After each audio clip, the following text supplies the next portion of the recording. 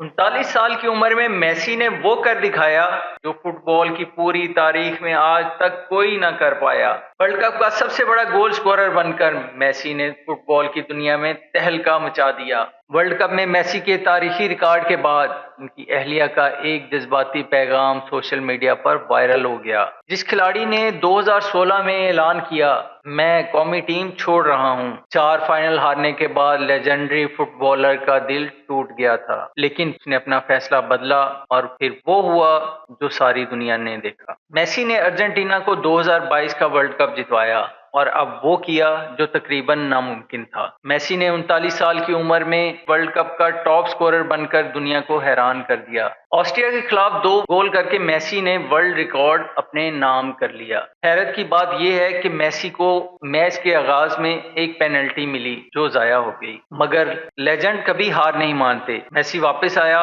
और ऑस्ट्रिया के खिलाफ 2 गोल करके न सिर्फ अपनी टीम को फतह दिलाई बल्कि एक तारीखी रिकॉर्ड अपने नाम कर लिया। मेसी के 6 वर्ल्ड कप में 18 गोल हो चुके हैं, जो सबसे ज्यादा है, और मेसी ने तारीख का ऐसा बाब लिखा जो शायद दोबारा ना लिखा जा सके। सवाल ये है, क्या लियोनेल मेसी तारीख का वाकई सबसे बड़ा फुटबॉलर है? अपनी राय कमेंट में जरूर दें। शुक्रिया।